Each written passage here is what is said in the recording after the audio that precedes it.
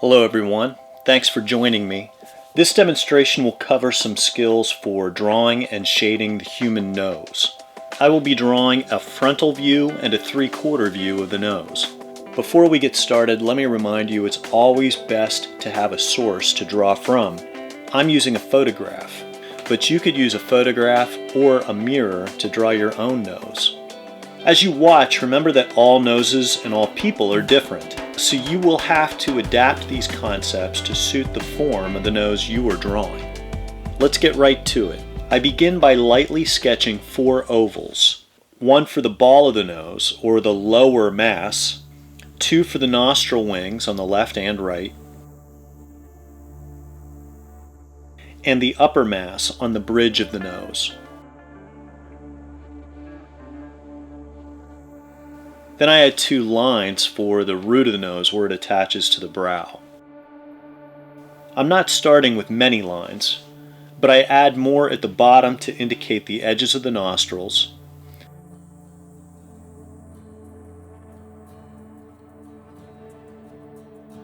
the sides of the nostril wings,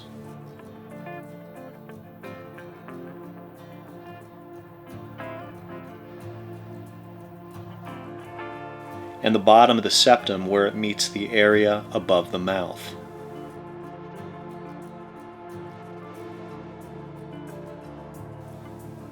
And that's about it for outlines. You don't need to add any other lines for the sides of the nose. The rest of it is all shading.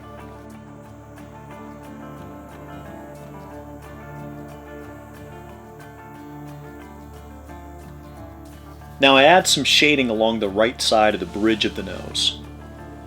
Depending on who you are drawing, you may see this indentation between the upper and lower mass of the nose, or not. My light source is coming from the upper left. I'll mark it here for you.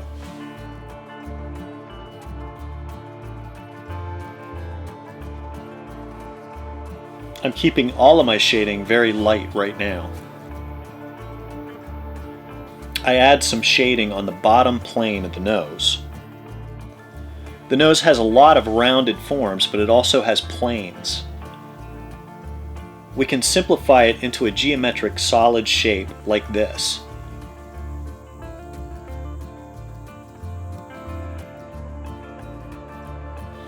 You can see that it has these large planes that will receive different amounts of light.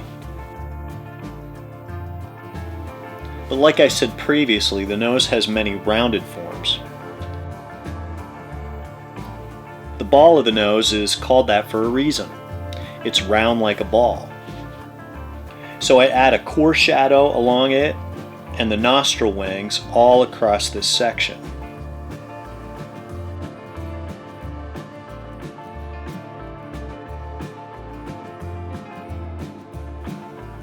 I'll add some shading under the brow and on either side of the root of the nose where the eye sockets would be to give it some depth.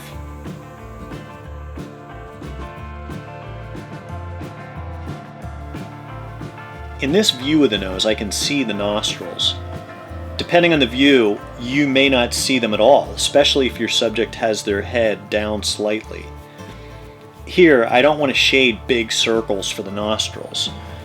In fact, I see them more as a curved edge with shadow that fades down away from them.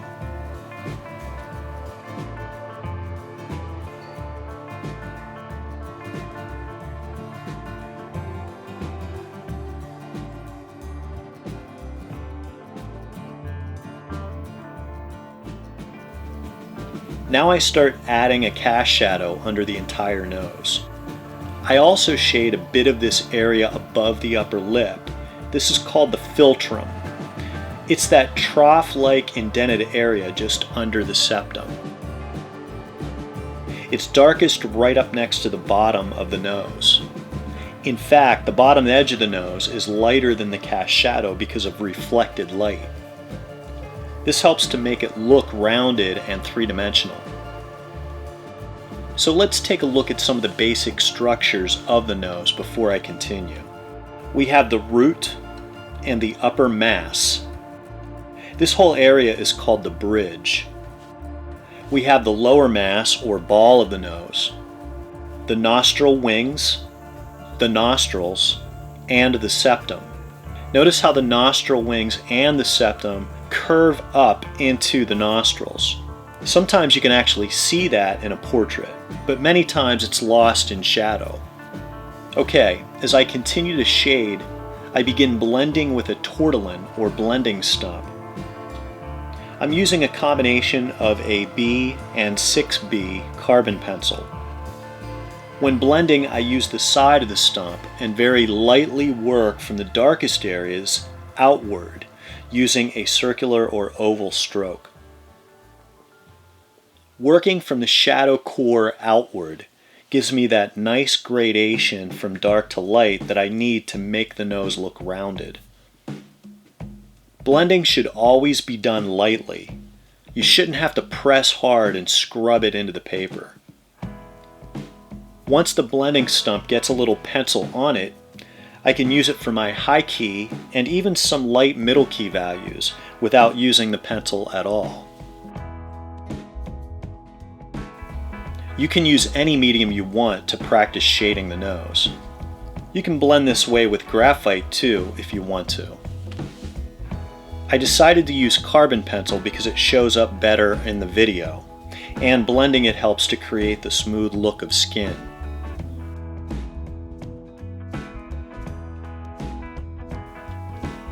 Something I find with blending is that I have to go through a process of lightly shading, blending, then shading again to keep the value contrast that I need.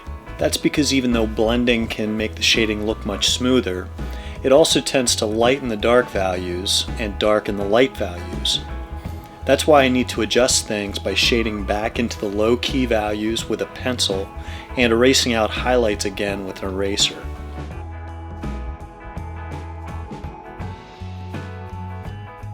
Beside the upper mass and the root of the nose, in where the eye socket starts, and just under the brow, I can blend all that light shading, and you can see how it darkens it.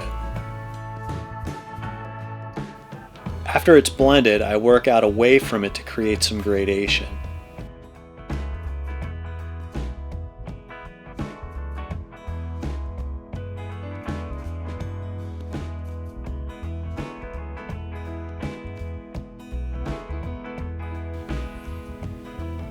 Even though the light is coming from the left side, there's a little bit of shadow along the upper mass of the nose on that side.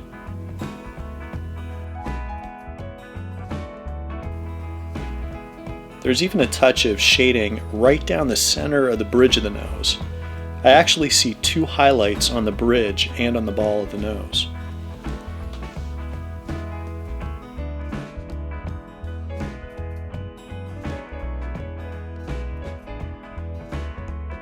Now I get my pencil again and darken the core shadows along that transition area on the bottom of the nose. This will make it even more round looking.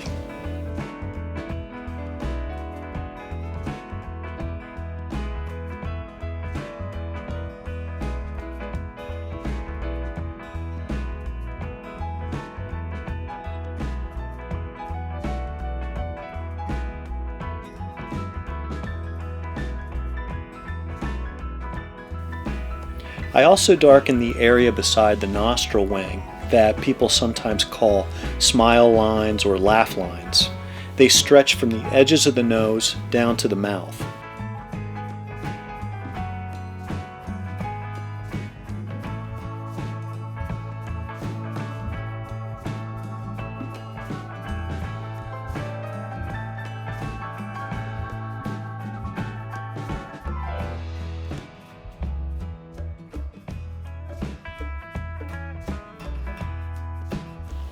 I darken the shadows under the nostrils a bit more.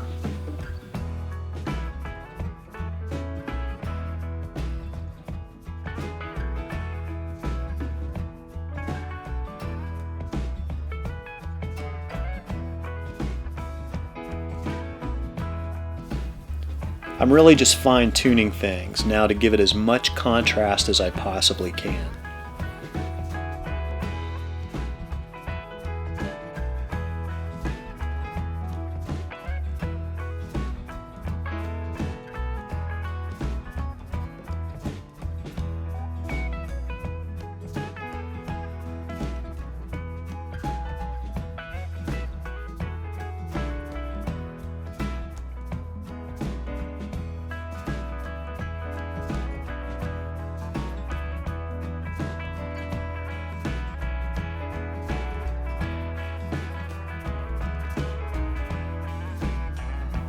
I do a bit more blending.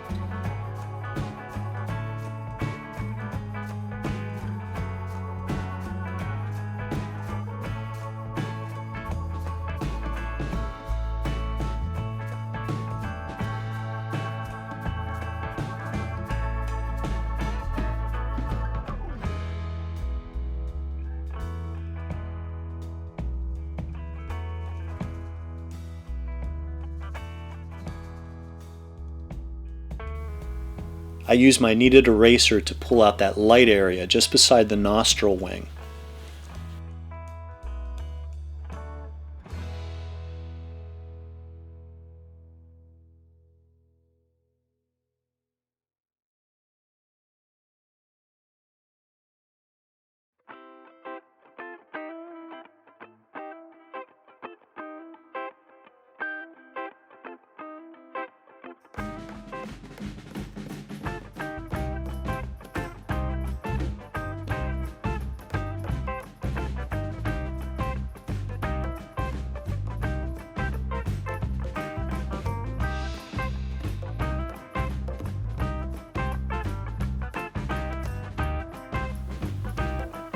Okay, I add more shadow on the bridge of the nose, on the right side, and in the areas where the eye sockets are.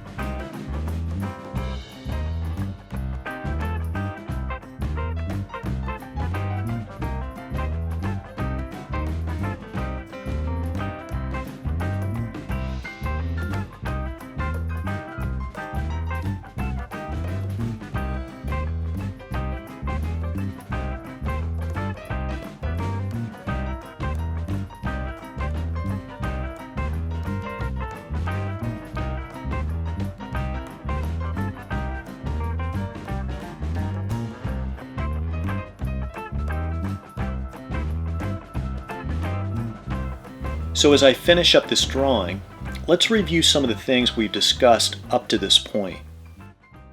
The structures of the nose include the root and the upper mass, the bridge, the lower mass or ball of the nose, the nostril wings, the nostrils, and the septum.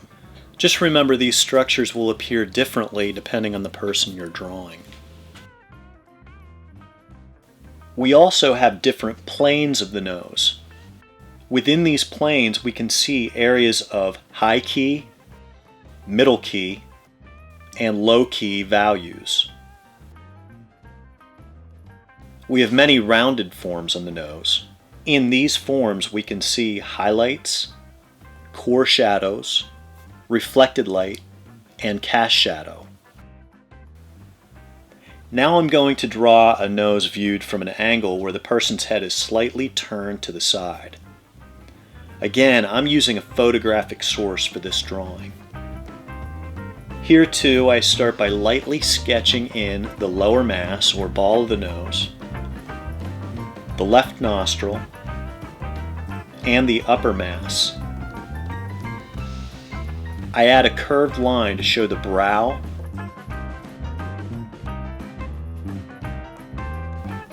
the ball of the nose, and the septum, the nostril, and the nostril wing.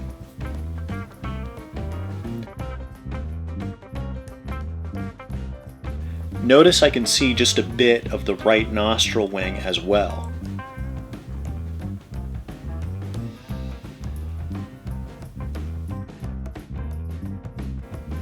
Now I start to lightly shade the form shadows along the bridge of the nose.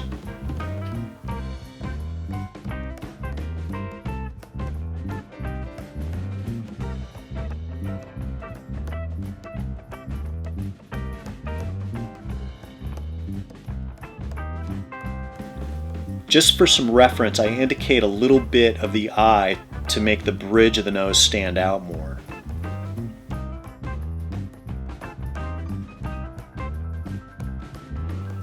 Okay, now I'm going to speed up the video as I finish shading.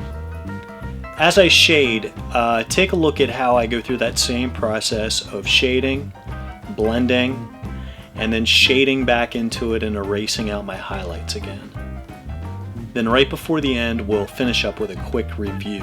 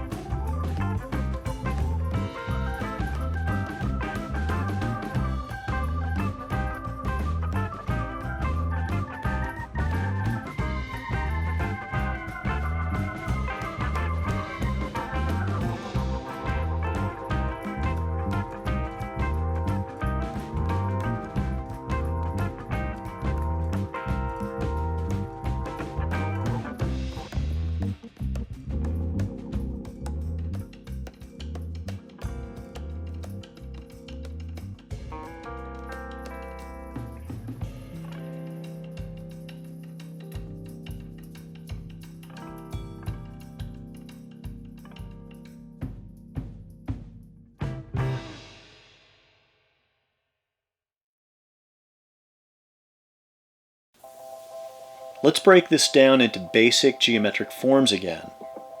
You can see the planes of the nose here and these major areas of high key, middle key, and low key values. Let's take another look at the value structures we see on rounded forms.